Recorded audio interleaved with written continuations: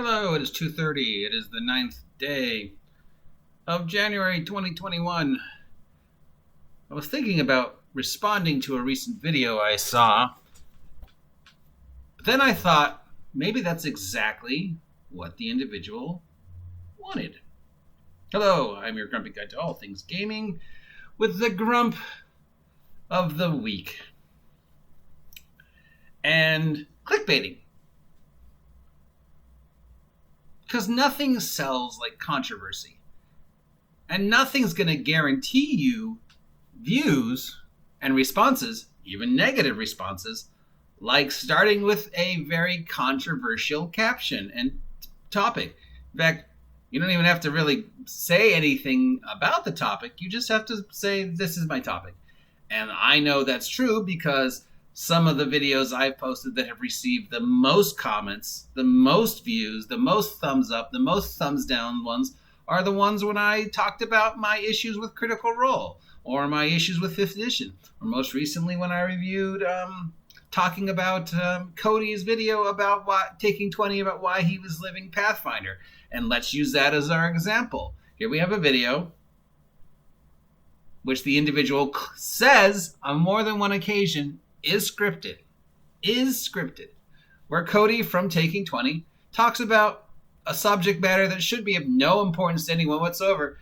He's like, hey, I don't want to play 5th Pathfinder 2nd edition anymore because it didn't work for me. End of story. But because of the words he chose to use, because of the length he chose to make it, because of the way he chose to frame this scripted video, it has received thousands of views, hundreds of thumbs up, hundreds of thumbs out. It has spawned a multitude of responses, both positive and negative, to the point where we're almost a month since he did it, because he did it on December 14th and it's January 9th, so basically almost a month. He's still getting responses, still getting positive video responses, still getting negative responses, and I'm getting responses on my response where people try and justify why they felt good about it or why I felt bad about it, when my point was, I don't care. And I think the only reason why this guy, and I don't know why you care. And now I'm beginning to wonder if the only reason why he posted this video and framed it in such a way is because he knew on some level it would incite the multiple responses and the very, passionate responses that he has got. Because if this week has showed us anything, all it takes is somebody to say something and somebody to hear, because what we say is not always what people hear, right? I didn't say that. I didn't tell them to march on the Capitol. I never know where that came from. I never said that. Dude, you told them to trial by combat. No, that was some other guy. So what people hear is maybe completely different. And I know that for myself because like my videos where I talk about my personal experience with 5th edition has been such, and this is why I feel this way, because my personal experiences. It's nothing to do with you, but what people hear is fuck you for playing 5th edition. And then they get all angry. Or this is my personal experience with Critical Role. But what people heard was fuck Critical Role and responded as such. So I was going to respond to another video about the same individual, but then I wonder, is that exactly what I want? Because about 2 weeks ago, I responded to a video about it from an individual who said, people, role-playing game optimizers should be banned from the table. And I looked at his video, and it's very badly worded. It's a long stream of just bloody. It takes him way too long to get to the point. He really needs to stop vlogging and driving. But it got a lot of response. And when I responded, the guy even said, oh, I never said that. That's not what I said. But then you look at the video, it's like, dude, that's exactly what you said. But you're just trying to backpedal and he's like, well, I don't clickbait. But it's like, yeah, this is kind of clickbaity.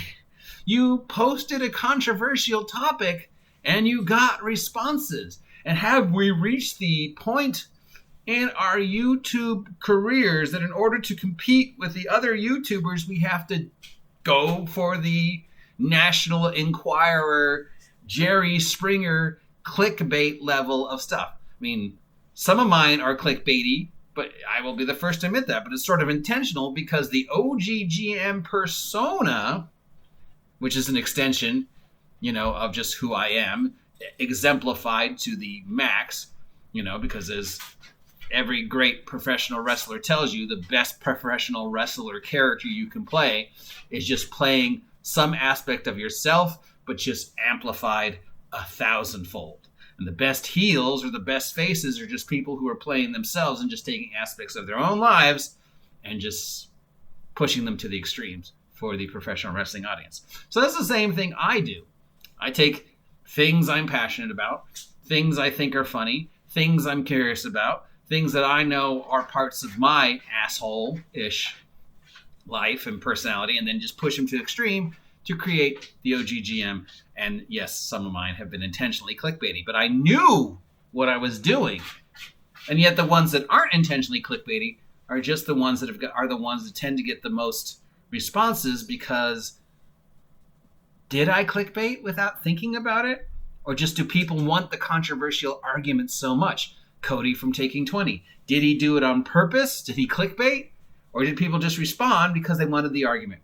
This guy who said, we need to ban optimizers. Did he do it because he really felt that way? And if so, why?